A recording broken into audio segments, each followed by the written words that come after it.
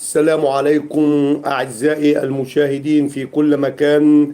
أصحابكم في حلقة جديدة من برنامجكم مع منسي. أنا بمسي عليكم جميعا، ونحن الآن في انتظار تشريف حضراتكم لينا على البث المباشر لبرنامج مع منسي. ولكنني كالمعتاد أبدأ بهذه الآية القرآنية. كنت أقرأ في القرآن وقد توقفت عند هذه الآية، وهي بسم الله الرحمن الرحيم: واتل عليهم نبأ ابني آدم بالحق إذ قرب قربانا فتقبل من أحدهما ولم يتقبل من الآخر قال لأقتلنك قال إنما يتقبل الله من المتقين لئن بسطت إلي يدك لتقتلني ما أنا بباسط يدي إليك لأقتلك إني أخاف الله رب العالمين إني أريد أن تبوء باسمي واسمك فتكون من أصحاب النار وذلك جزاء الظالمين. فطوعت له نفسه قتل أخيه فقتله فأصبح من الخاسرين. فبعث الله غرابا يبحث في الأرض ليريه كيف يواري سوءة أخيه قال يا ويلتي أعجزت أن أكون مثل هذا الغراب فأواري سوءة أخي فأصبح من النادمين. من أجل ذلك كتبنا على بني إسرائيل أنه من قتل نفسا بغير نفس أو فسادا في الأرض فكأنما قتل الناس جميعا ومن أحياها فكأنما أحيا الناس جميعا. صدق الله العظيم. تكلم الله سبحانه وتعالى على بداية الخليقة، هي حادثة القتل التي بدأت بها خليقة الدنيا بين قابيل وهابيل. عندما قتل قابيل هابيل، يعني لما قتل أخوه، يعني ربنا وصف هنا القتل سبحانه وتعالى. قال لك يعني القتل ليه؟ فالقرابين كانت تقبل قرابين. هناك القرابين عندما كانت تقدم القرابين فكان يبان بشاير قبولها من الله سبحانه وتعالى. فهنا نقول إن حادثة القتل، هذه الحادثة من القتل قد وجدت على أرض الدنيا عند خليقة الدنيا في آنذاك الوقت، نظرا نقول لأن الحسد عبارة عن حسد وغل وحقد. انتاب القاتل ليقتل المقتول أخوه ليقتله، فحسد وغل وحقد كان بداخله. فهذه كانت أول واقعة للحسد وأول واقعة للغل والحقد الذي يسكن قلوب العباد. جاءت في أول خليقة الدنيا، وقتل ذلك هابيل، قتل قابيل هابيل في هذه الوقعة التي تكلم فيها القرآن الكريم والله سبحانه وتعالى في كتابه الكريم وكتابه العزيز عن هذه الحادثة من حادثة القتل. وشوف هنا يعني الإعجاز القرآني في سرد القصة. يعني شوف هنا الإعجاز القرآني في سرد القصة. مساء الخير لحضراتكم جميعا. بمسي على كل اللي دخلوا معايا على البث المباشر، بقول لكم مساء الخير. يا رب كده اكون دايما عند حسن ظنكم. اكمل مع حضراتكم. نشوف ان ربنا سبحانه وتعالى عندما سرد هذه القصة في اعجاز لغوي وفي تناغم بين الكلمات بعضها البعض، وهذه القصة هي من اجمل القصص القرآنية التي طبعا قصص القرآن كلها جميلة، وقصص القرآن منها العظة والعبرة، وضرب لنا الأمثال حتى يكون لنا العظة والعبرة. فهنا بيقول له يعني بيقول له ايه؟ لئن بسطت الي، قال له انا هقتلك، يعني ساسعى الى قتلك. يعني الاخ بيقول لاخوه هابيل، قابيل يقول لهابيل ساقتلك. ده السياق القرآني، يعني يفهم ذلك من السياق القرآني. يعني هو بيقول له ساقتل، قال له لئن بسطت. يعني حضراتكم ممكن تكونوا مركزين معايا. عليكم السلام ورحمة الله وبركاته. مساء الخير عليكم جميعا ايها الاخوه الاعزاء الاصدقاء. لئن بيقول له ايه بقى؟ لئن بسطت الي يدك لتقتلني ما انا بباسط يدي اليك لاقتلك. لا اله الا الله محمد رسول الله. ما انا بباسط يدي، ان كنت ستسعى لقتلي فانا لا اريد ان اقتلك ولن اسعى الى قتلك. قال له ايه بقى؟ رجع قال له ايه تاني؟ اني اريد ان تبوء باسمي واسمك. يعني كانوا يعني حتى هم كانوا يعلمون ان هناك آثام ومعاصي وذنوب ترتكب منهم على وجه الارض. فبيقول له اني اريد ان تبوء باسمي واسمك فتكون من اصحاب النار وذلك جزاء الظالمين. وذلك جزاء الظالمين. طبعا ده حديث دار بين القاتل والمقتول.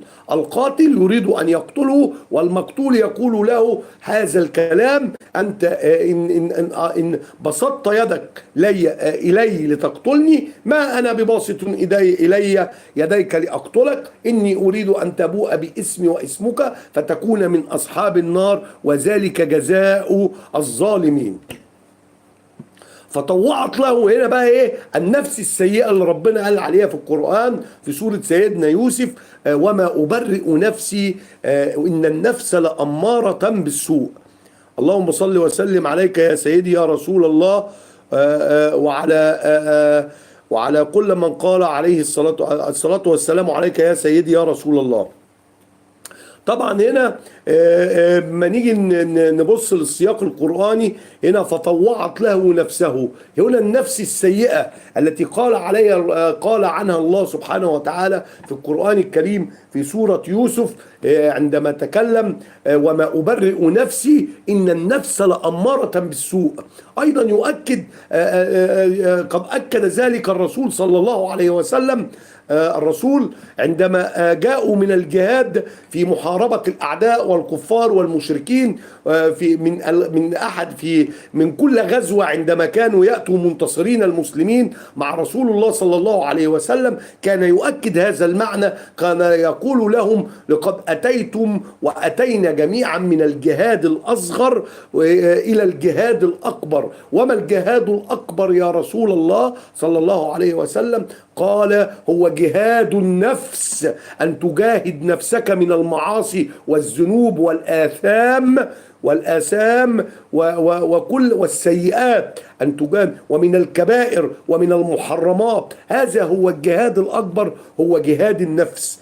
لذلك الله سبحانه وتعالى قال هنا في القرآن الكريم، قال له اني طبعا بعد لما قال له اني اريد ان تبوء باسمي واسمك فتكون من اصحاب النار وذلك جزاء، سيكون ذلك جزاء للظالمين، سيكون الظالمين هو مسواهم النار. قال له فطوعت له نفسه، هذه النفس السيئة النفس فيها فألهمها. ايضا القرآن اكد ذلك ان النفس فألهمها ونفس وما سواها، خلي بالكم، فألهمها فجورها وتقواها. يعني النفس فيها الشقين هنا ألهمها، يلهمها فجورها أن تفجر هذه النفس، وألهمها التقوى. فعلينا وبينهما أن في البداية وفي النهاية أن يكون هناك جهاد لهذه النفس حتى يلهمك الله ويلهم نفسك التقوى ويبعد نفسك عن الفجور. فهنا طوعت له نفسه قتل أخيه فقتله فأصبح من الخاسرين. خسر دنيته وخسر آخرته، أصبح من الخاسرين. فطوع فبعث الله. شوف بقى هنا يعني هنا لما نيجي نبص عن أول تعليم للإنسان، هذا العملاق الكبير عندما قتل القتيل وهو أخيه، قتله وأصبحت جثته أمامه، فهو لم يتعلم ولم يعرف كيفية الدفن، ماذا سيفعل فيه، فإنه قد فضح أمره وسيعلمون جميعا أنه قتل أخيه. فماذا يفعل؟ فأصبح الله سبحانه وتعالى هنا ربنا سبحانه وتعالى فأصبح هذا القاتل يلتجئ إلى الله وينظر إلى السماء وينظر يمينا ويسارا ليرى ماذا هو بفاعل في هذا القتيل الذي قتله جثة أخيه الملقاه أمامه. ماذا سيفعل معه الآن؟ يأتي الله سبحانه وتعالى هذا العملاق البشري الإنسان وهو كان قابيل يقف بقوة جسمانية رهيبة، يأتي إليه يبعث الله إليه غرابا يبحث الله إليه غرابا يبحث في الأرض ليريه هذا العملاق. أراد الله أن يقول له أنت بقوتك الجسمانية والعقلية وقوتك التي فاقت كثير من على وجه الأرض، وأنت بهذه القوة الجسمانية سأجعل أضعف المخلوقات يعلمك ويروضك على كيفية أمور الدفن. وكانت هذه أول وقعة للدفن البني آدم عندما دفن قابيل هابيل أخاه عندما قتله. تعلم من الغراب فوقف يقول يا ويلتي. عارفين كلمة يا ويلتي هي كلمة فيها إذلال لنفسه، هي إذلالية، كلمة يقولها لنفسه وهو ينظر إلى نفسه هذا العملاق أنه يتعلم من هذا الغراب الضئيل الحجم الذي يراه يهرب فارا. يعني الغراب ده بيشوفه بيجري منه، إن مسك حجرة ضعيفة حصى وضع يده عليها سيهرب هذا الغراب من أمامه فارا. تخيل هذه القوة الجسمانية تتعلم من هذا الغراب ويقول يا ويلتي أعجزت أن أكون مثل هذا الغراب. هذه القوة التي أتاه الله بها في الجسم وفي الهيئة وفي التكوين الآدمي بتاعه وفي طوله وفي عرضه، لا يعرف كيف يتصرف في هذه الجثة التي أمامه القتيل الذي قتله وهو أخوه. لا يعرف. يأتي إليه مخلوق ضعيف من خلق الله ليعلمه ويفهمه كيف يواري، كيف يداري، وكيف يدفن، وكيف يخفي إخفاء هذه الجثة وجثة أخيه المقتول. هذا المخلوق الضعيف جدا كمان. فوقف قال ايه؟ يا ويلتي يا ويلتي، كلمة يستحكر بها نفسه. بيقول أنا العملاق، أنا يجي غراب ضعيف سئيل يعلمني. أعجزت أن أكون مثل هذا الغراب.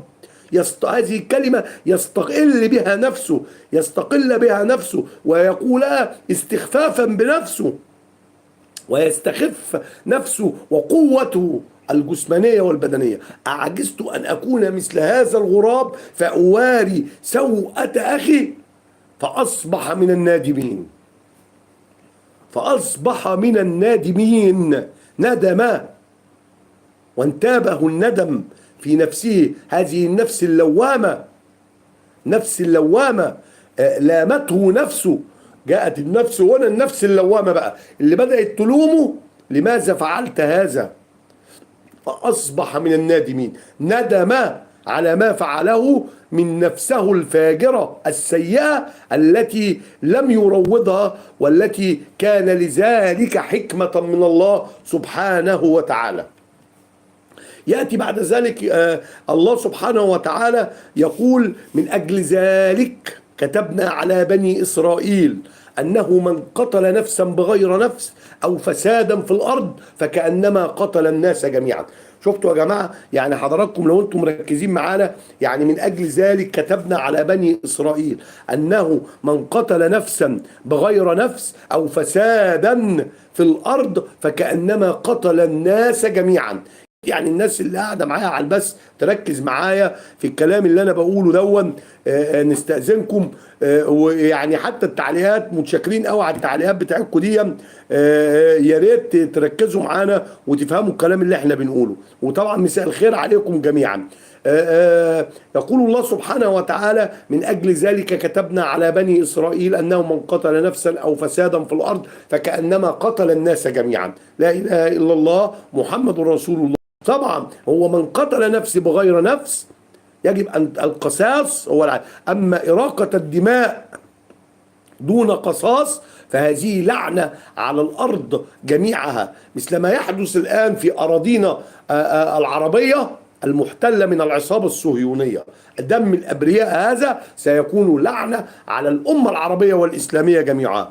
من قتل نفسا بغير نفس، من أجل ذلك، من أجل الكلام اللي ربنا قاله ده سبحانه وتعالى، من أجل ذلك كتبنا على بني إسرائيل أنه من قتل نفسا بغير نفس أو فسادا في الأرض فكأنما قتل الناس جميعا. على بني إسرائيل، وهذا نزل به قرآنا للأمة العربية والإسلامية جميعها. ربنا بيقول: أنا كتبت هؤلاء سفاكين الدماء بني إسرائيل، سفكت قتلة الأنبياء وسفاكين الدماء للأبرياء، فربنا كتبوا عليهم ولكنهم لم يفعلوا ذلك. كتب الله عليكم يا بني إسرائيل أنه من قتل نفسا بغير نفس أو فسادا في الأرض فأنتم أو فسادا في الأرض فكأنما قتل الناس جميعا. أنتم كل يوم تقتلون الناس في العالمين بما كتب الله عليكم ذلك لأنه يعلمكم ويعلم ما في داخلكم. أنتم تقتلون الأبرياء، تفسدون في الأرض بالدسائس والفتن والخيانات والاغتيالات والاضطرابات والفوضى التي تشيعونها في العالم أجمع. هؤلاء أنتم أيها العصابة الصهيونية. فربنا كتب مع ذلك وقال لك: بسم الله الرحمن الرحيم: من أحياها فكأنما أحيا الناس جميعا. إحياء النفس، إحياء النفس، النفس تحيا.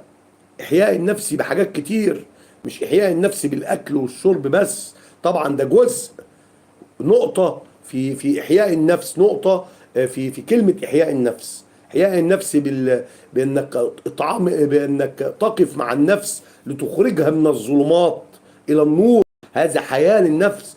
إحياء النفس أن تعلم النفس الحلال والحرام، هذا إحياء للنفس. إحياء النفس أن تجعل النفس تتجه إلى العبادة الله سبحانه وتعالى، وإلى أن تتجه إلى الدين، تتجه إلى الدين وتعليم الله سبحانه وتعالى وتعليم الرسول صلى الله عليه وسلم، محمد صلى الله عليه وسلم. هذا هو إحياء النفس. إحياء النفس أن تعطيها كل ما يحييها بدنيا وعقليا وروحيا وجسديا وفكريا، هو ده إحياء النفس. زي ما قلت، بدنيا، أكل، كل حاجة تحيي النفس بشرب ماء، تحيي النفس. إحياء النفس هذا هو إحياء النفس، لأنها كلمة كبيرة جدا. إحياء النفس. مساء الخير عليكم جميعا، ربنا يبارك فيكم، وأنا بمسي عليكم جميعا، ويا رب كده دايما أكون عند حسن ظنكم. فهذا هو إحياء النفس. أما ما تفعله الآن العصابة الصهيونية اللي ربنا كتب عليها، اللي هم بني إسرائيل، كما ذكرت في القرآن الكريم، صدق الله العظيم وصدق رسوله الكريم فيما بلغ عن ربي العزة سبحانه وتعالى. كما ذكرت لكم الآن أن ما كتبه الله عليهم لأنه يعلمهم جيدا، هم طبعا زي ما قلت أنه من قتل نفسا بغير نفس أو فسادا في الأرض فكأنما قتل الناس جميعا. هم الآن يقتلون الأنفس، هم الآن يقتلون النفس دون النفس، هم الآن يسعون فسادا في الأرض في كل شيء. هم يسعون فساد في الأرض جهارا نهارا علنا على مرأى ومسمع من العالم كله. لذلك فإنهم قباء بني، وعلى ما يفعلونه طبعا في غزة من قتل الأطفال وهذه الحوادث والمجازر التي تحدث اليوم صباحا. أيضا مجزرتين عملوهم هذه العصابة الصهيونية في خنوع وركود للأسف، ومحدش عايز يتكلم. كل يوم قتل المدنيين، وكل يوم قتل الأطفال والنساء والشباب العزل من السلاح، كلهم سفاكين الدماء. ولهم يوم إن شاء الله، افعلوا ما تفعلوا، اليوم سيأتي عليكم أيها الخنازير الصهاينة. والله إن هؤلاء الخنازير الصهاينة سيأتي عليهم يوما قريبا جدا. مساء الخير، اعتذر لحضراتكم، سياتي عليهم يوما قريبا جدا باذن الله نقتص نحن العرب والمسلمين من هؤلاء القفرة، هؤلاء الذين ما لهمش اي مله. انا لا اصفهم باي مله من ملل، هؤلاء جماعه من الحيوانات المتوحشه، يعني حيوانات متوحشه، ليسوا ببني ادمين وليسوا بانس وليسوا بجان كمان. هؤلاء متوحشه، لا الخنازير التي تقتل اطفال وتقتل خنازير طبعا. يعني خنازير ايه ده مش خنازير وبس، ده هم اوسخ من الخنازير، فاقوا وسخة الخنازير كمان. يقتلون كل يوم نقوم ونستيقظ من نومنا على مجازر جديدة لهذه العصابة الصهيونية التي قال عنها الله سبحانه وتعالى زي ما قلت: من أجل ذلك كتبنا على بني إسرائيل، أن ربنا سبحانه وتعالى كان كاتب عليهم ده، وده عندهم في التوراة. الله العظيم: من قتل نفسا بغير نفس او فسادا في الارض. ولكن هؤلاء صدقوني علاجهم ان ما يفعلونه بالقوه لا يوقف الا بالقوه وبمليون قوه. هم هؤلاء لا يرتدعون الا بالضرب على دماغهم، والا بان يكون هناك رجال اقوياء اشداء يقفون لهم بالاباده. هؤلاء اباده، ما فعله فيهم.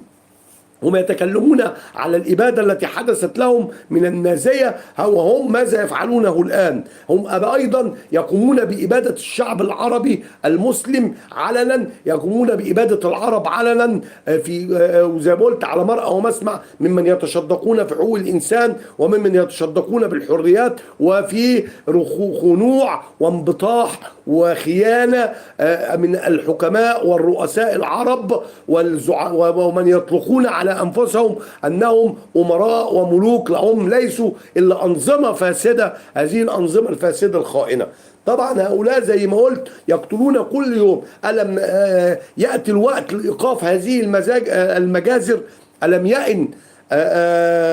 يئن لنا الوقت أن توقف هذه المجازر التي تحدث بحق الشعب الأعزل، الشعب البسيط المسكين؟ يعني ما فيش حد قادر يوقف هذه المجازر وهذه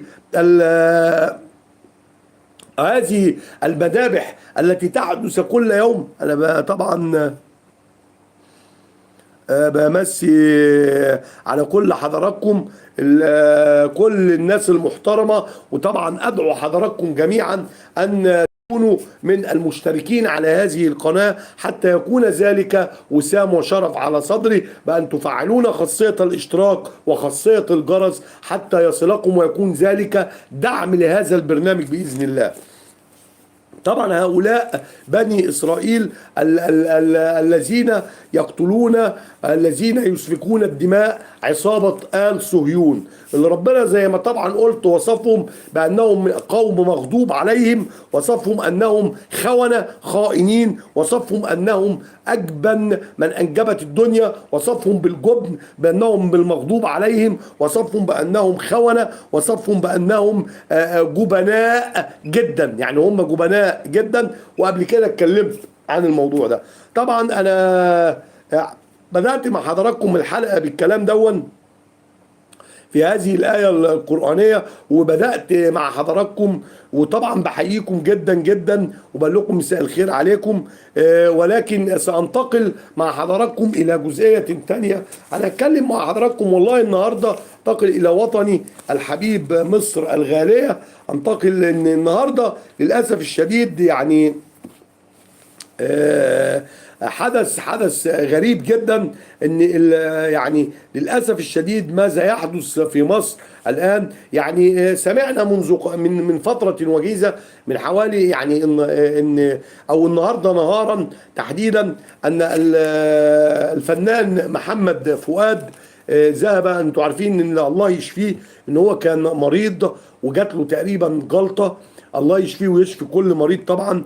ذهب الى مستشفى عين شمس التخصصي، كان في بعض الجلسات العلاجيه ليه، فطبعا حصلت هناك بعض المشادات ومشكله. ولكن لنا عتاب على محمد فؤاد عندما يقول هذه الكلمه، كلمه مش تمام قوي. يعني كل ما واحد يقول مش عارف انت مين، وقف مسك في دكتور او عمل مشكله مع دكتور، ايا كان المشكله احنا ما نعرفش اساسها ايه وسببها ايه، لذلك لن نتطرق الى هذه المشكله، ولكن سنتطرق الى هذه الكلمه التي قالها الفنان محمد فؤاد: انت مش عارف انا مين. لا، الكلمه دي تجيب مشاكل كتير جدا. حتى ان كنت انت مين، انت مين اساسا؟ انت مين؟ يعني احنا بنتكلم، هذه الكلمه تثير اللي قدامك. انت مين؟ يعني حتى ان كنت فنان، راجل مغني، راجل مطرب، راجل اديت دور في الوطن، راجل شكلت وجدان شباب، شكلت وجدان شعب، راجل كل ده ما في يعني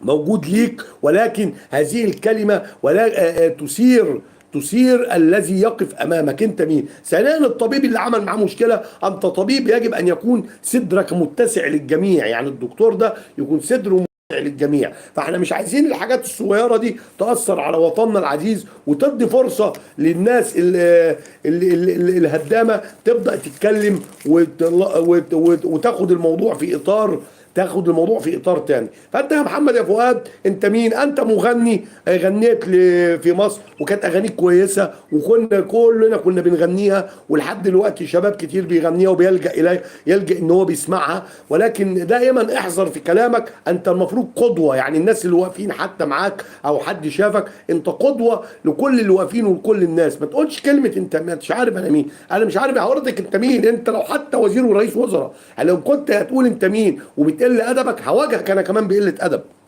ولكن الفيصل هو علاقة الاحترام وعلاقة المودة. هو دكتور أو طبيب أساء استعمال وظيفته، أنت في طرق كتير قوي، علاقاتك كتير جدا، المستشفى متسعة للجميع.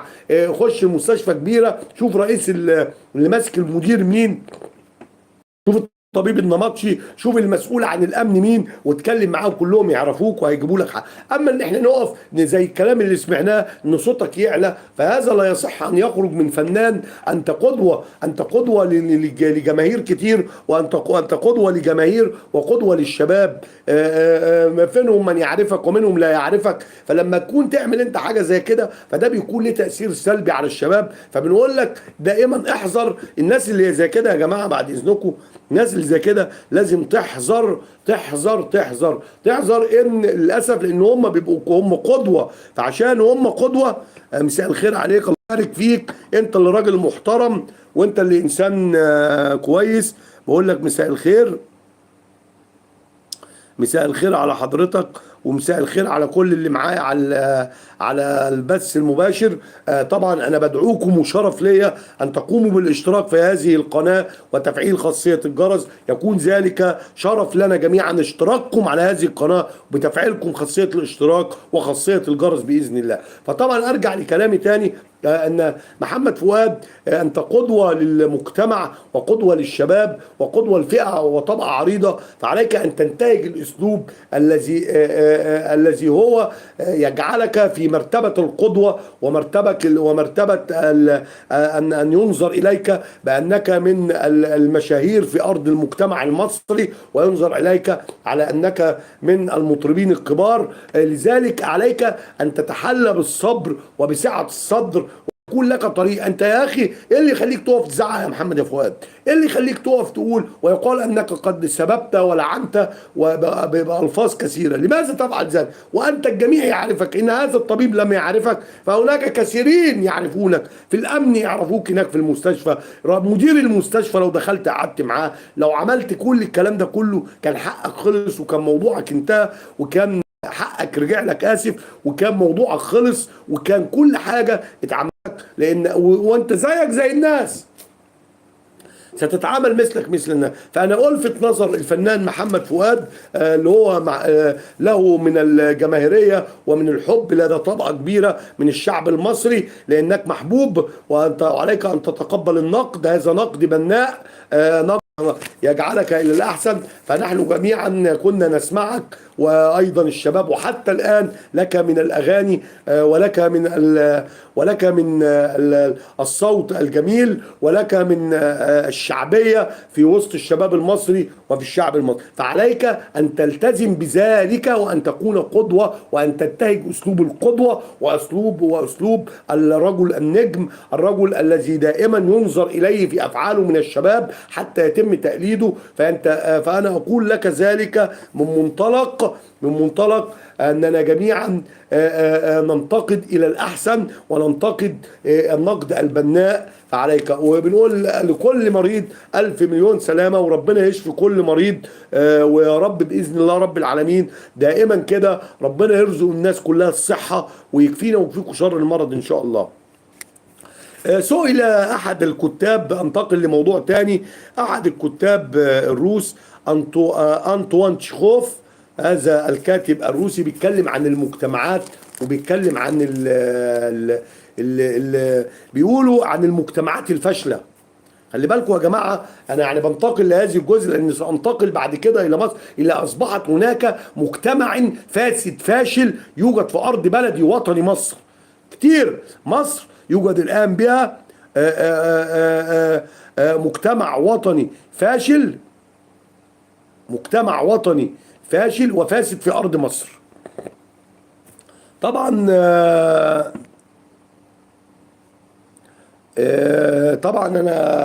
أنا بمسي على كل اللي موجودين معايا، ويا ريت يعني كل واحد عنده عقيدة، أي واحد عنده عقيدة يحتفظ بيها لنفسه ويحترم نفسه، ويكون معانا على البث المباشر، يبقى راجل محترم.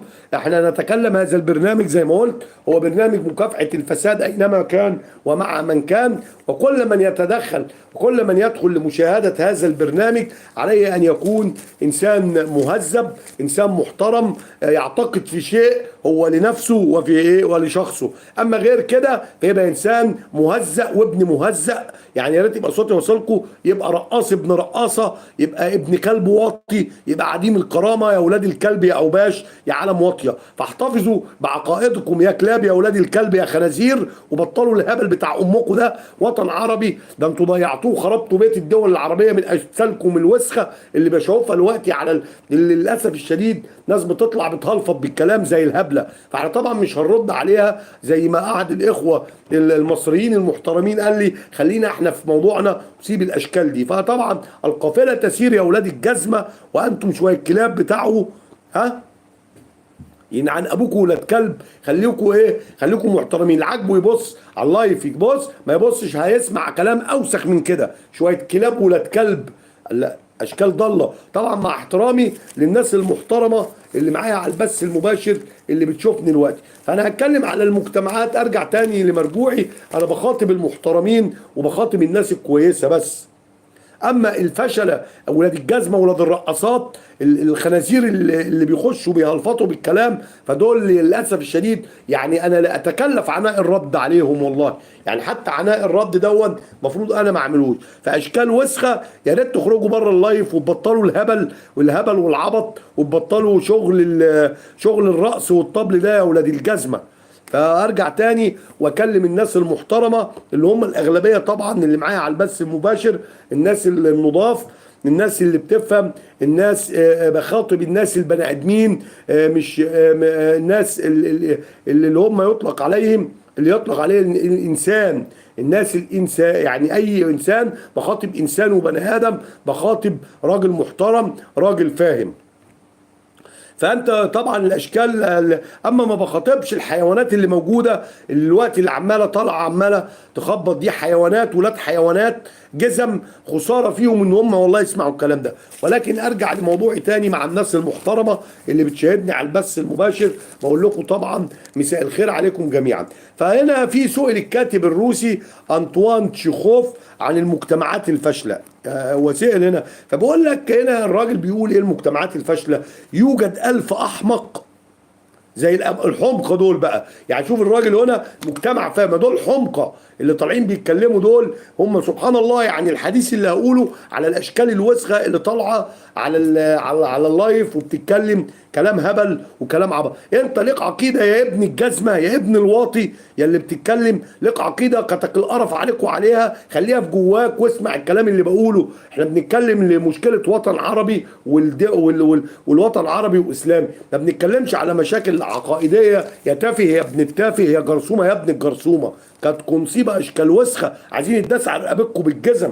انتم عقليتكم عقليه لا ينفع معها الا الضرب بالجزمه على الدماغ عشان تتعلموا، او لا اما على طول بالجزمه وبالايد على البق عشان تسكتوا يا شويه اوباش. فسبحان الله اللي انا هتكلم فيه دلوقتي عن المجتمعات الفاشله والناس الفاشله. اللي هو بيقول لك ايه في المجتمعات الفاشله؟ بيقول لك يوجد 1000 احمق، يوجد 1000 احمق مقابل كل عقل راجح. يعني المجتمع الفاشل والفاسد خلي بالكم، بيقول لك يوجد 1000 احمق ومقابل كل عقل راجح. يعني 1000 احمق، 1000 حمار وغبي قدام كل عقل بيفهم، زي الاغبياء والحمير اللي طالعين بيتكلموا على اللايف دلوقتي دول، قدامهم مقابل كل عقل راجح. و1000 كلمة خرقاء إزاء كل كلمة واعية. و1000 كلمة خرقاء إزاء كل كلمة واعية. وتظل وتظل الغالبية بلهاء دائما. الغالبيه بلهاء، اللي هو تلاقيه مثلا زي المجتمع، مثلا نتكلم على مصر هنا تلاقي الكلام ده موجود منتشر قوي. تلاقي كل كلمه، تلاقي كل 1000 حمار وجاهل، ويا دوبك هو كله شكله منظر، هو عباره عن راجل منظر جامع فلوس من الحرام وعامل لي فيها كبير وعامل لي فيها ان هو بقى ذو حظوه وذو سلطه ومية مية.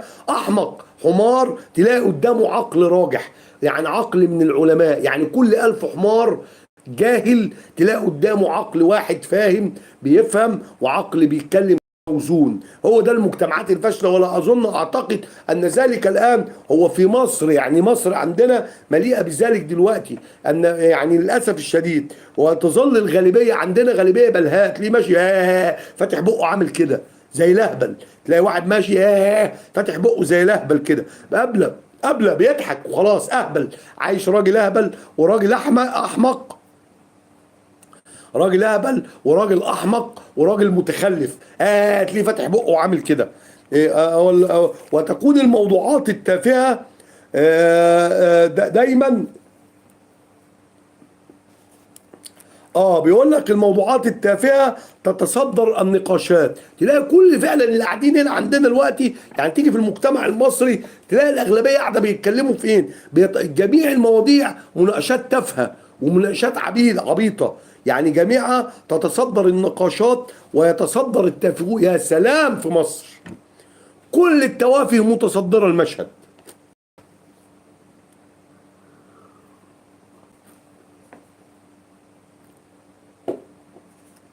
يعني عندنا كل التوافه هنا متصدره المشهد. يا سلام، كل التوافه يا ولد الكلب متصدره المشهد والله. ويظل الغالبيه بلهاء دائما، والموضوعات التافهه تتصدر النقاشات ويتصدر التافهون المشهد. يعني التافهين بيتصدروا المشهد. وبقول لك وعلى على سبيل المثال، ده طبعا كله موجود هنا دلوقتي في مصر. عندنا في المجتمع المصري كل التوافه التي تتصدر الان المشهد، جميع المواضيع اللي تلاقي الناس بتتكلم فيها مواضيع هايفه، هم يمتازون كتير بالهيافات وباللامبالاه، ويمتازون بالبلهاء. ويا سلام، كل ده النظام اللي عمل كده، هذا النظام العميل المستبد في مصر هو الذي عمل في اغلبيه الناس. ولكن للاسف برضو الناس هي عايزه تبقى كده، يعني الناس عايشه بالطريقه دي. لما نيجي نبص هنا تلاقي دايما الاغاني كل ده موجود دلوقتي. يعني الكاتب الروسي دون انطوان تشيخوف، الراجل دون يعني سبحان الله بيقول كلام هو بيحصل دلوقتي. بقول لك تلاقي الاغاني والكلمات التي لا معنى لها تجد ملايين الناس يرقصون عليها. وهو ده اللي موجود في مصر دلوقتي.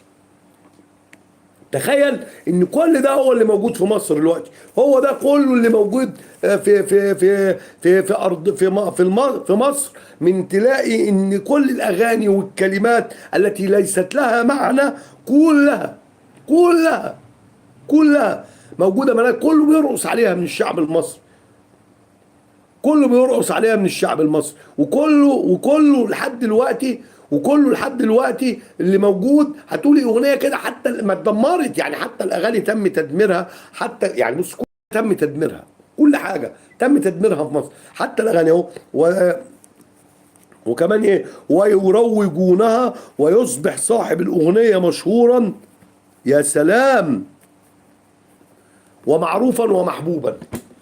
يعني تلاقي الاغاني، يعني حتى المجتمعات الفاشله والتافهه، تعالوا بصوا ايه بقى دلوقتي، ها شوفوا الاغاني بقى اللي في مصر هنا، حمو بيكا ومش عارف مين وشاكوش ومطرقه وسندان واسماء غريبه واغاني تافهه وخبط ورزع، وتلاقي سلام ايه اصحابها معروفين واصحابها دي اسمها المجتمعات الفاشله الفاسده. ده الكلام ده اللي قاله راجل كاتب روسي كان اسمه انطوان تشيخوف. كل ده موجود في ارض مصر، هذا النظام الفاسد قد اوصل الحاله لا مش هو بقى، حتى الناس كمان، الناس نفسها للاسف الشديد داخليا مش كويسه، هي عايزه التفاهات دي كلها. بعد اذنكم يا جماعه.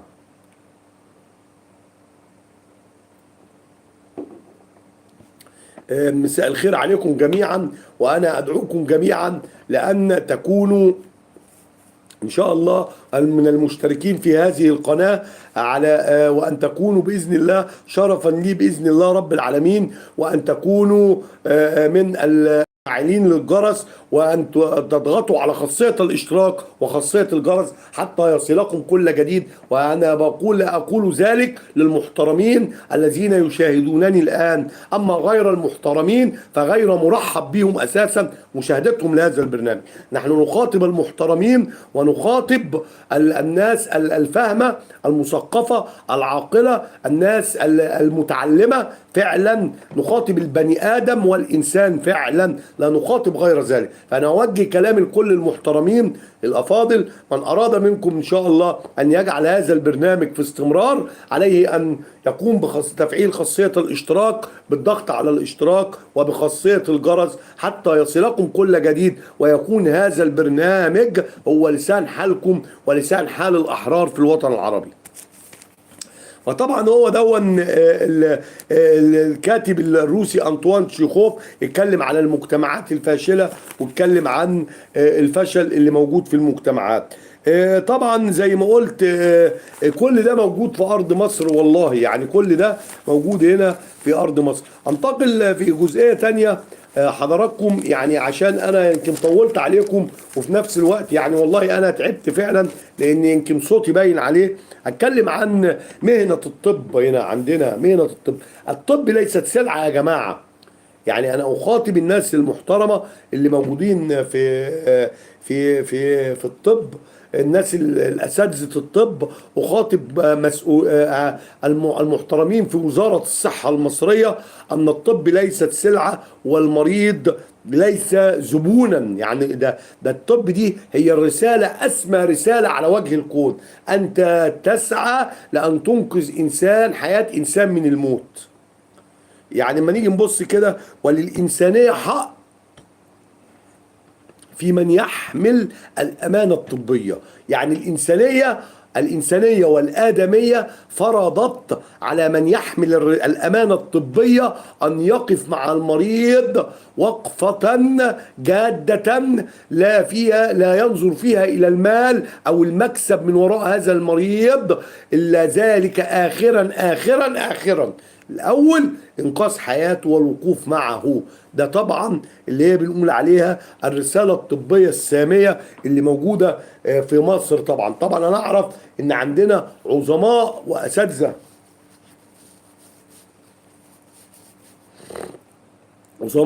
واساتذه في الطب هنا في مصر، ولكن للاسف المنظومه الصحيه عندنا مدمره ومتهالكه. وعايز اقول تاني لهذا النظام الفاسد الذي يقبع على انفسنا في مصر: انت قد دمرت كل المنظومات. المنظومه العلميه دمرتها، هذا النظام الفاسد الخائن المصري انت وعصابتك التي تحكم الان في ارض مصر والتي تقبع على ارض مصر. دمرتم المنظومه التعليميه، انتم دمرتم المنظومه الطبيه نهائيا. يعني خصخصت المستشفيات. للاسف الناس ما بقتش قادره، حتى هي الناس مش عارفه تاكل وتشرب.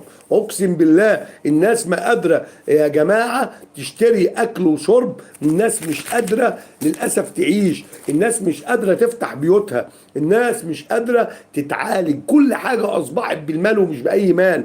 كل الغلاء اللي جاي على الشعب وعلى الطبقه الفقيره اللي في الشعب، كله على الشعب وعلى الطبقه الفقيره. وللاسف الشديد، للاسف الشديد، والكل يقف وينظر ويشاهد ولا يتحرك ساكنا. لذلك فاننا كل حلقه نخاطب الجيش الوطني العظيم، ونخاطب الاحرار من الجيش الوطني، ونخاطب العظماء بتوع من الجيش الوطني والوطنيين الاحرار من الشعب ان يتحرك الجيش الوطني لانقاذ مصر من براثن هذه العصابه.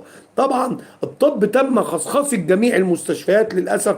الصحة تم تدمير منظومة الصحة. الأدوية تم إن هم الآن يصدرون الأدوية والشعب في احتياج ليها ومش لاقيها. هناك نقص في عدد الأدوية.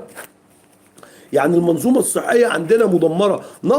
نقص شديد في عدد الأدوية موجود. وللأسف ولا رقابة على الصيدليات ولا رقابة على شركات الأدوية، وهناك من يخزن الأدوية طمعا في أن تزداد. يعني شوف المهزلة، شوف حتى الشعب مع بعضه بيعمل إيه. يعني في صيدليات بتخزن الأدوية طمعا إن الدواء ده هيزيد أو العلاج ده هيزيد. شركات أدوية نفسها بتحتكر أصنافها وتخزنها طمعا في زيادات ومكاسب على حساب صحة الإنسان المصري وصحة البني آدم. دمرتوا الدنيا يا أولاد الكلب، بوظتوا مصر وبوظتوا الشعب، وبتخلصوا بالشعب هيلاقيها منين؟ وكل ده بيصب عند الراجل الفقير البسيط الكادح الشقيان اللي هي الطبقة العريضة من الشعب. دمرتوها. جميع المستشفيات تم تدميرها الحكومية. تعال بص على مستشفى الخنكة المركزي عن في دائرة الخنكة بمحافظة القليوبية، ومستشفى شبين العام بدائرة دائرة الشبين القناطر. تعال بص على المستشفيات الحكومية زي مستشفى أجا الحكومي اللي موجودة في محافظة الدقالية، دائرة أجا بمحافظة الدقالية مستشفى الحكومي. تعال بص على الكلام ده، كل المستشفيات الحكومية. تعال بص على مديرينها. يعني مثلا مثال مستشفى الخنكة، من هذه المستشفى أين هي اللي يعني كل حاجة بالفلوس هناك، كل حاجة بالفلوس. وهناك ألغاز كثيرة في هذه المستشفى لا يعلمها أحد عن هذه المستشفيات، وعلى رأسهم مستشفى الخنكة المركزي يقبع عليها مدير بقاله أكثر من 10 سنين يقيم فيها. هذا المدير ماذا يفعل هنا؟ لماذا لا تخفض الفيزيتا العلاجية؟ لماذا لا تخفض للناس؟ لماذا لا يجد المريض عندما يدخل الخدمة الرعاية والرعاية الصحية الحقيقية؟ لماذا لا؟ أين الأطباء الحقيقيين؟ هذا النظام الفاسد المصري للأسف جميع اسمعوا يا جماعة بقى، عايز أقول على حاجة. جميع الأطباء، يعني تخيلوا ان جميع الاطباء المصريين خدوا بعضهم وطفشوا بره مصر.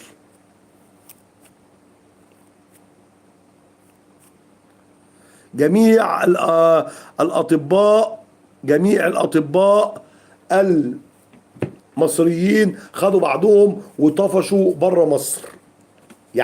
يعني شفتوا المهزلة. أنا أخاطب الوطنيين الأحرار في الجيش المصري، أخاطب الوطنيين الأحرار في الشعب المصري. يا جماعة الأطباء المحترمين الفاهمين صدقوني طفشوا بره مصر. دلوقتي المصيبة هيجيلنا أطباء بالفلوس، فشلة وجهلة، ما خلاص التعليم تم القضاء عليه. تعالوا انا بصوا على المستشفيات دي، المريض هيخش عيان عنده شوية برد والعياذ بالله يطلع عنده مرض خطير للأسف الشديد.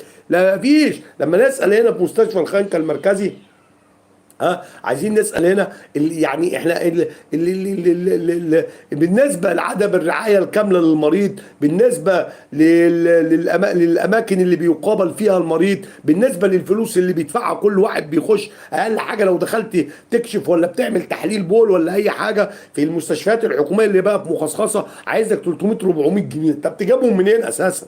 يعني الراجل يجيبهم منين؟ الشقيان الكادح الكادح ده يجيبهم منين؟ ها والناس اللي بتقعد على كراسي، يعني راجل قاعد بقاله 10 12 سنه موجود، يعني ايه الانجاز اللي تم للصحه في مثلا الدايره بتاعته، دائره مركز الخنق وغيرها، مثلا دائره اجا المدير اللي هناك، ايه الانجاز اللي عمله في الصحه؟ مفيش اي حاجه يا جماعه، هي منظومه كلها فاسده، بل بالعكس. طب تعالى هنا بالنسبه للادويه، مش المفروض ان انا حقي ان انا الاقي العلاج جوه المستشفى المركزي ده او المستشفى الحكومي؟ هي ما بقتش حكومه، هي مخصصه للاسف، هي تم بيعها. جميع المستشفيات الحكوميه خدتها شركات خاصه بتديرها دلوقتي. تخيلوا بيدمر هذا النظام المصري الفاسد، هو يدمر التعليم وبيدمر الصحه، اكبر منظومتين اللي هو الصندوق النقد. شفتوا بقى البلوه السوداء اللي عندنا؟ صندوق النقد اللي ماسكاه العصابه الصهيونيه، العصابه الفجره، وماسكه الاستعمار الغربي. قال لك ايه؟ ارفع الدعم عن كله وقلل المخصصات بتاعت التعليم والصحه. الله، قلل المخصصات. عرفتوا ان هم بيقضوا على التعليم وبيقضوا على الصحه في مصر؟ التعليم والصحه بيقضي عليها في مصر جهارا نهارا وعلنا، وكل قاعد بيتفرج. وهم قاعدين فين دلوقتي؟ ها النظام الفاسد والعصابه المصريه، العصابه كلها، العصابه برؤسائها بزعمائها، العصابه المصريه بديولها بتوابعها بالرقاصينها بطبالينها بالديول، الديول دي كتير بديولها، وديول الديول وديول الديول وخدامين الديول والخدامين وخدامين الخدامين لحد سواقين عربياتهم. كل العصابه دي كلها عايشه فين دلوقتي؟ عايشين في الساحل الشمالي، والشعب المصري مش لاقي ياكل، وبيعملوا حفلات للكلاب كمان. يعني افوجئ والناس مش الصحه مدمره والتعليم مدمر. طب تيجي تفوجئ هنا حاجه غريبه قوي، يعني لما تلاقي ناس مذيعه مستضيفه ثلاثه من السيدات بيتكلموا عن عيشتهم في الساحل الشمالي. طبعا الساحل الشمالي ده كله بيقول لك ازازه الميه المعدنيه هناك ب 250 جنيه. شفتوا المصيبه؟ شفتوا البلوه؟ ازازه الميه المعدنيه ب 250 جنيه. يا اولاد الكلب، خراب والله العظيم. فلوس مصر منهوبه. ايه المشكله؟ راجل كل دقيقه بيسرق بالمليار جنيه. اقل خدام الديول، خدام الديل، ولا سواق الديل او سواق الخدام بتاعهم، راجل بيسرق. هو كله منظومه فاسده حراميه. ايه ما يدفع في ازازه ميه؟ كلها فلوس جايه بالراحه، فلوس مصر، فلوس الشعب. البنت طالعه بتقول انا اليوم بصرف فيه 20,000 جنيه اليوم. تخيل قاعده شهر اليوم ب20,000 جنيه، بتصرف قد الشهر بكام؟ بيقف عليها بكام؟ ها يعني ال 200 600,000 جنيه اليوم بتصرف في اليوم 20,000 جنيه اليوم الواحد 20,000، يعني في ال5 أيام بتصرف 100,000 جنيه. وبتقول لك كده ده أنا كمان لما نفسها. تخيل الإجرام، تخيل فلوس مصر. طبعا بتصرفهم في إيه؟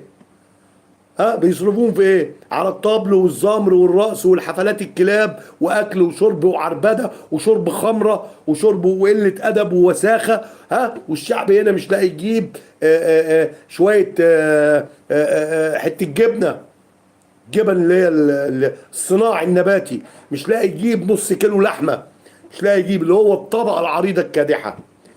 يعجبك الكلام ده يا جيش مصر؟ يعجبك الكلام ده يا وطنيين يا احرار يا محترمين؟ يعجبكم الكلام ده؟ والله البنت طالعه بتقول الكلام ده مع احد المذيعات. والشعب مش لاقي العلاج اللي انتوا بتصدروه بره. بتصدروا العلاج بره زي ما صدرتوا وبعتوا الكهرباء بره، وفي الاخر الكهرباء بتقطع علينا، وبعتوا الغاز للعصابه الصهيونيه اللي هي تعتبر كبيره الشرق الاوسط وكبيرتكم دلوقتي، اللي هي تعتبر حقيقه اشترت نص مصر دلوقتي عن طريق الدوبلير بتاع محمد بن زايد. كل ده وب20,000 جنيه في اليوم، والشعب لا لاقي ياكل ولا يشرب ولا يتعالج. عرفتوا ان هناك خطه ممنهجه مش خطه ممنهجه، هم نفذوها وبداوا يخلصوها خلاص. هي في يعني خلاص الجيش الوطني لازم يلحق البلد، لازم يلحق الشعب، لازم يلحق اخر مكتسبات الشعب واخر مكتسبات الوطن. طبعا انا بحيي كل اللي معايا على البث المباشر، وبحيي اهلي وناسي، وبحيي كل الوطن العربي، وبحيي كل الناس المحترمه اللي مسهرانه معايا لحد دلوقتي. والله اشكركم جميعا والله على هذا على متابعتكم ليا، وشرف كبير طبعا، على شرف كبير والله ان متابعتكم. ارجوكم الاشتراك على هذه القناه، وارجوكم ان تفهموا هذا الكلام الذي اقوله. نحن هذا البرنامج هو برنامج الاحرار في الوطن العربي، برنامج كل حر، كل شريف، كل راجل بيحب بلده وبيحب وطنه، كل راجل بيحب كل اخوانه، كل راجل عنده كرامة وعنده شرف وعنده حرية وعنده النخوة لأهله والناسه والكل الوطن العربي، وشباب وأهل ورجال الوطن العربي ونساء الوطن العربي وكل الوطن العربي جميعه. ده هذا البرنامج هو برنامج جميع الأحرار في الوطن العربي. فطبعا هنا دلوقتي لما نيجي نرجع تاني نبص هؤلاء العصابة زي ما قلت عدتها كلها تقبع الآن في الساحل الشمالي في خطة ممنهجة. خلي بالكم لإبعاد الشعب كله عن منطقة سيناء التي الآن يجلس فيها محور فلادلفيا ومعبر رفح العصابة الصهيونية تجلس فيها وتحتلها الآن. فاحنا لما نيجي نبص على الكلام ده كله طبعا حضراتكم، ونبص على الساحل الشمالي والعصابه اللي هناك وبقيه الشعب مش لاقي ياكل، يبقى ده بيقول ايه؟ يقول ايه الكلام ده؟ يقول ان هذا النظام الفاسد المنبطح، هذا النظام الخائن العميل هو ما هو إلا تكملة للنظام الصهيوني والاستعمار الغربي، هو أداة النظام الصهيوني والاستعمار الغربي. وهو خدت بالك يعني معلش ممكن تاخدوا بالكم معايا شوية في هذه النقطة البسيطة، ان هو بينفذ تعليمات هذا النظام الصهيوني وهذا الاستعمار الغربي وينفذ هي الاجنده بحذافيرها. وبدليل هو يفعل في القضاء على الشعب المصري في خطوات ممنهجه وتدريجيه. يقضي اولا باع مكتسبات واصول الشعب المصري، هذا النظام المصري الفاسد الخائن ورئيسه الخائن باع جميع اصول وممتلكات الشعب المصري التي هي ملك للشعب وملك للوطن. ثم بعد ذلك دمر حياة جوع الشعب بطبعا رفع الدعم عن جميع مستحقات الشعب التي استحقها بالدستور والقانون. طبعا رفع الدعم كله في حين انه ضيق ارزاق الشعب وخنق الشعب. مفيش شغل، مفيش فلوس، يعني يا رب يغلوا فيه شغل مفتوح للناس تشتغل وتجيب فلوس عشان تعرف تعيش، لا ما بقاش في شغل خالص نهائي. دمر حياة العمال كلها، دمر حياة الشعب. ايه اللي موجود عندنا في مصر؟ مفيش حاجة في مصر خالص موجودة، والله ما في اي حاجة. مجموعة من الموظفين قاعدين في المصالح الحكومية وبرضه ما بيعملوش حاجة وما بيفيدوش البلد بحاجة، قاعدين ياخدوا من فلوس البلد ويسرقوا وينهبوا هم كمان. الكل بينتش فيك يا مصر، سواء من الموظفين او من اللي هم الموظفين الكبار المسؤولين، محافظين، مديرين امن، وزراء، ثم بعد كده اللي بيندرج تحتهم من الوحدات المحلية والاقسام والمراكز والمصالح الحكومية كلها. الكل قاعد بينتش وبينهش في عرضك يا مصر وفي شرفك، وبيقطع وبيقول لك انتش واجري ويحط في جيبه. والدليل قلت ان مفيش حاجه عندنا ناجحه نهائي، مفيش حاجه تذكر للنجاح، مفيش حاجه تذكر ان احنا عندنا حاجه بتقول ان في دوله. احنا عصابه تقودها رئيس عصابه ونظام فاسد وخائن وعميل ومستبد. هذا النظام الفاسد ورئيسه هم خونه وفاسدين ومستبدين على الشعب المصري وعلى ممتلكات واصول الشعب المصري. ثم بعد ذلك بعد ما جوع الشعب دمر الشعب، ثم بقى دمر التعليم، ودمر قبل التعليم الصحة. هو بيقضي قلت يصل بالشعب إلى أن يكون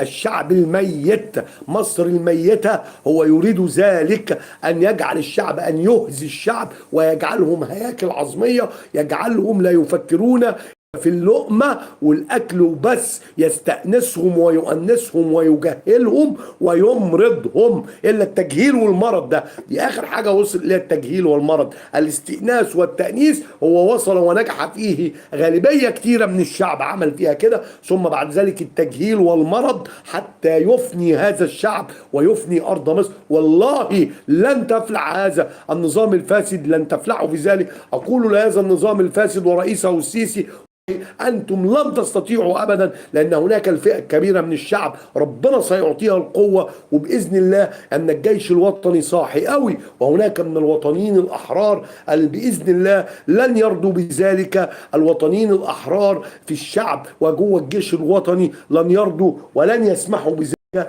بإذن الله، وسيكون خروجهم في الوقت المناسب. إن شاء الله هيكون خروجهم في الوقت المناسب حتى ننقذ مصر من براثن هذه العصابة وهذا النظام الخائن الفاسد ورئيسه الفاسد الخائن العميل الذي دمر مصر ومقدرات مصر وشعب مصر، والذي الآن يتعامل بوجه رئيس العصابة مع عصابته التي تدمر شعب مصر وتدمر أرض مصر. طبعا كل ده موجود واحنا كلنا شايفينه وسامعينه، بنسمع وشايفين بعينينا اللي بيحصل في ارض مصر ايه، واللي بيحصل في شعب مصر، واللي بيحصل علنا جهارا نهارا من حالة الغلاء الفاحش. كل حاجة دول عمالين يصرفوا اليوم. افقر ناس، يعني افقر ناس بتروح الساحل الشمالي بيصرف في اليوم بال20,000 جنيه. الفقير اللي هو نقول ديل اللي هو ديل خدام ورقاص وطبال وتابع العصابة، تخيلوا بيصرف 20,000 جنيه. فلوس مصر سرقت ونهبت وتصرف على القذارة والوساخة وعلى الخمرة والمخدرات وعلى النسوان وعلى الدعارة في الساحل الشمالي. يا ولاد الكلب، دمرتوا مصر وضيعتوها، وباقي الشعب ال100 مليون، ال100 مليون يا ولاد الكلب قاعدين مش لاقيين طالع عين ابوهم، فقرانين ومرضانين وجاهلين. وخلاص الناس شويه شويه هتشحت، بس هم هيشحتوا من مين؟ للاسف هيشحتوا من مين؟ ما كلهم خلاص افتقروا، وكل الاغلبيه جاعت، والجهل ركبهم كمان. بتدمروا التعليم، وكمان بتبتلوا الشعب بالمرض. عن طريق ايه بقى؟ عن طريق ايه؟ تصدير الدواء بره. الانسولين بتطلعوه بره والشعب محتاجه. الشركات اللي بتدار الدواء، الصيدليات اللي بتخزن عشان ارتفاع الاسعار، كل ده بدون رقابه. هي عصابه. الكل بيقول لما الحق الدنيا هتخرب. ان شاء الله هتخرب عليكم انتوا، سيتم باذن الله محاسبتكم واسترداد مال الشعب منكم ايها العصابه الفاجره، ايها العصابة الفاسدة. طبعا أنا بودي أعد، ولكن والله نظرا الواحد يعني الظروف الصحية، وإن شاء الله رب العالمين بكرة يكون الوقت بدري شوية، إن شاء الله مش هنتأخر كده تاني. أدعو من الله ذلك إن تكون الحلقة بإذن الله تكون بعد العصر مباشرة، والحلقة التانية إن شاء الله تكون على الساعة 11 أو 12 بإذن الله، غالبا تبقى 11 عشان الكل بإذن الله يكون متابع معايا، ويكون كلامي ده كله للناس المحترمة. أنا أخاطب المحترمين فقط، يعني الكل سامعني، أنا أخاطب وأكلم المحترمين فقط، أما غير المحترمين فأنا ما بكلمهمش.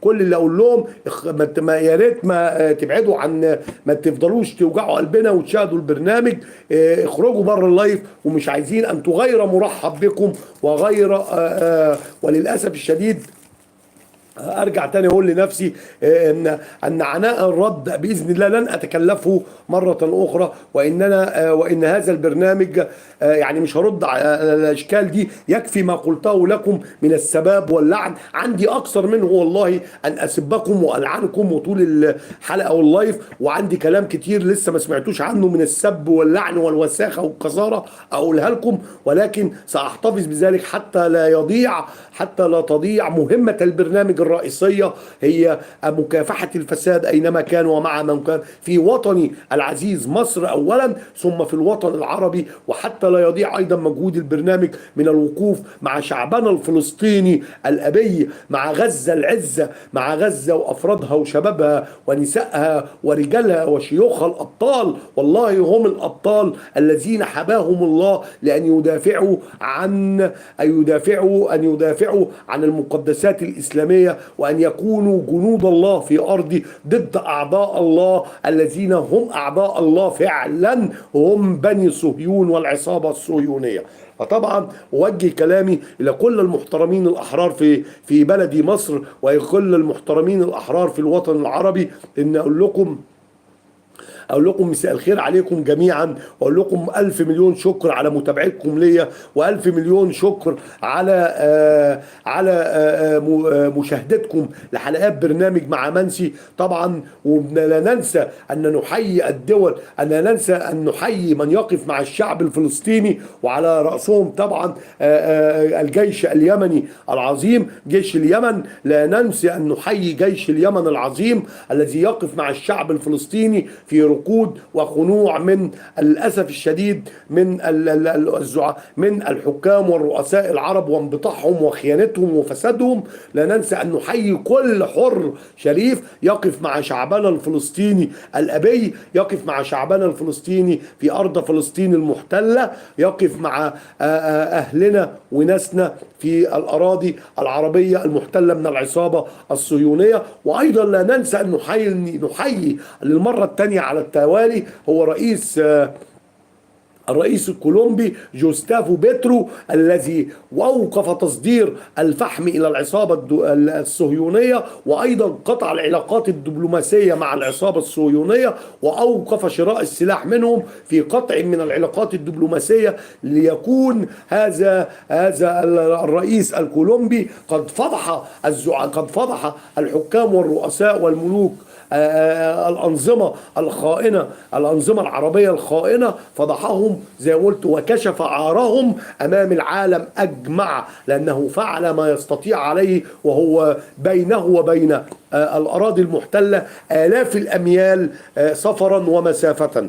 فتحية لكل من يقف مع أهلنا من الشعب الفلسطيني وشعب غزة. هذه التحية دائما سنقولها كل برنامج، ونقول لهم اثبتوا أيها الأبطال، اثبتوا أيها الأحرار، إنكم على حق، والله هو الحق، وسينصركم الله. بسم الله الرحمن الرحيم، إن تنصروا الله ينصركم ويثبت أقدامكم. صدق الله العظيم. أقول لحضراتكم مساء الخير عليكم جميعا، وأقول لحضراتكم شرفتوني. ولا تنسوا أيها الإخوة الأعزاء الأصدقاء المحترمين، أخاطب المحترمين فقط، أيها الإخوة الأعزاء المحترمين الأشراف الأحرار في بلدي مصر وفي الوطن العربي، أيها الأشراف الأحرار، لا تنسوا أن تدعموا هذا البرنامج باشتراككم في هذه القناة، بتفعيل خاصية الاشتراك وبتفعيل خاصية الجرس، لتفعيل خاصية الاشتراك على هذه القناة، وبتفعيل خاصية الجرس، حتى يكون ذلك اشتراككم دعم للقناة ودعم لهذا البرنامج، برنامج مع منسي، ودعما لنا، ويكون دافعا لنا بإذن الله، ويكون ذلك شرفا لنا ووساما على صدرنا وتاجا على رأسنا. وأشكركم جميعا على مشاهدتكم لهذا البرنامج، وأشكركم جميعا على متابعتكم ليا، هذا طبعا شرف عظيم لنا. بسم الله الرحمن الرحيم. المرة الثانية هقول الآية القرآنية، بسم الله الرحمن الرحيم، إن تنصروا الله ينصركم ويثبت أقدامكم. صدق الله العظيم. أقول لكم أستودعكم الله الذي لا تضيعه ودائعه، وأقول لكم تصبحوا على كل خير، إلى إن شاء الله حلقة. انتظروني غدا في حلقة جديدة من برنامجكم مع منسي، والسلام عليكم ورحمة الله وبركاته.